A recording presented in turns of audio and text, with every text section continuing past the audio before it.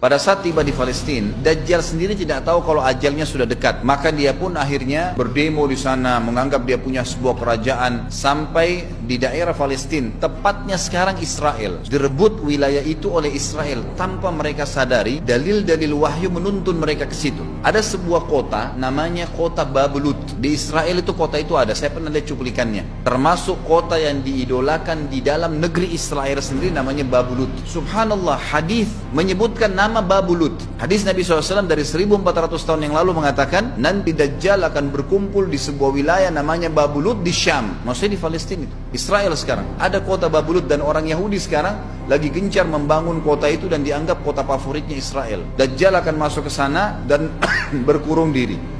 Keluar dari kota Madinah satu orang yang namanya seperti namanya Nabi Muhammad SAW, Muhammad bin Abdullah, dan dia dari turunan Nabi SAW juga. Kata Nabi SAW, akan keluar nanti seseorang dari kota Madinah, dari keturunanku yang namanya seperti namaku, Muhammad bin Abdullah. Juga sama posternya, parasnya seperti aku, sama dengan Nabi SAW, persis alisnya, rambutnya, kulitnya dari turunan Nabi SAW, tapi dari asli kota Madinah. Sebagian ulama hadis mengatakan dari turunan Hasan radhiyallahu anhu ajmain, tapi akhlaknya bukan seperti akhlakku. Tentu tidak mungkin ada orang yang sama dengan akhlak Nabi SAW. Allah mengubah dia dalam sehari semalam. Tiba-tiba berubah menjadi orang baik dalam sehari semalam. Jadi orang faham agama. Orang-orang pun akan datang kepadanya dari masyarakat Madinah berkata, engkau adalah turunan Rasulullah SAW, pimpinlah kami berperang melawan Dajjal.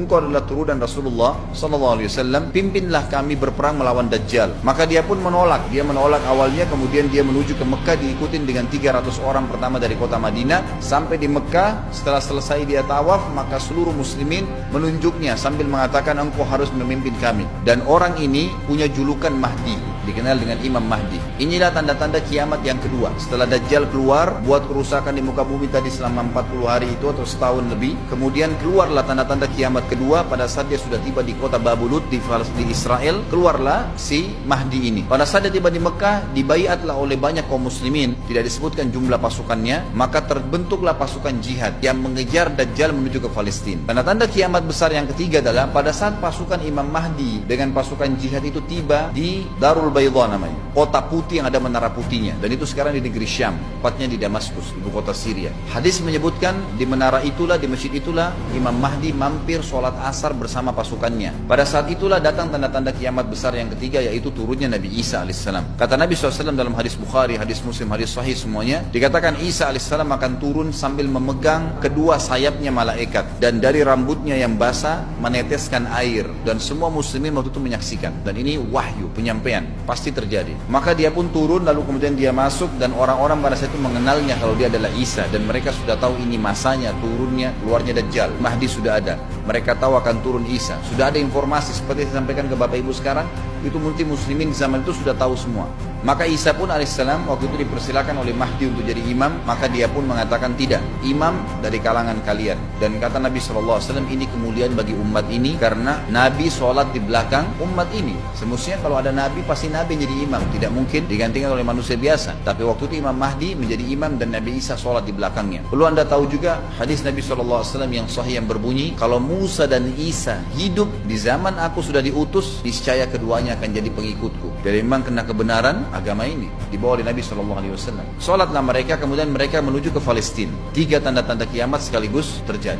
Nabi Isa alaihissalam akhirnya tiba dengan pasukan mujahidin di depan pintu gerbang Babulut. Kemudian orang-orang Yahudi tidak kenal, tidak tahu Nabi Isa, tidak tahu tentang itu Mahdi. Mereka belum tahu ini. Mereka berbangga-bangga saja. Lalu mereka berkata kepada Dajjal, ada pasukan, segelintir pasukan yang mau menyerang kita. Dajjal mengatakan, bukakan pintu gerbang. Mereka tidak akan mampu melawan kita karena pasukannya mereka banyak memang. Maka Dajjal dengan sombongnya menunggu di depan pintu gerbang. Pada saat dibuka, Dajjal kaget melihat ada Isa alaihissalam. Dan pada saat itu kata Nabi SAW, Dajjal faham kalau sudah tiba ajalnya. Begitu melihat Isa alaihissalam, dia lari dan badannya sambil meleleh di depan para pengikutnya. Lalu Isa alaihissalam mengejarnya, mengatakan, wahai musuh Allah, saatnya kau akan menemui ajalmu.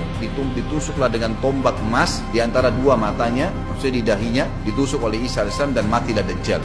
Pada saat Dajjal mati, pengikutnya pada ketakutan semua. Mereka anggap Dajjal Tuhan, mereka anggap Dajjal orang yang perkasa lah, orang yang kebal lah, beragam macam kelebihan. Mereka kaget pada saat mati. Maka seluruh pengikut Dajjal dari kaum Yahudi akan bersebaran sembunyi di bawah batu dan pohon, di atas batu dan di bawah pohon. Semuanya batu dan pohon itu akan berbicara kepada setiap pasukan mujahidin, berkata, wahai muslim, ini Yahudi di atas saya atau di bawah saya. Batu bilang ini Yahudi yang sembunyi, yang pohon mengatakan, wahai muslim, ini Yahudi, bunuhlah dia. Maka dibunuhlah orang-orang Yahudi tersebut yang menjadi pengikut Dajjal oleh kaum muslimin, kecuali satu pohon, namanya pohon Garqad. Dan apakah Bapak Ibu sudah tahu, sekarang pemerintah Israel besar-besaran menanam pohon itu.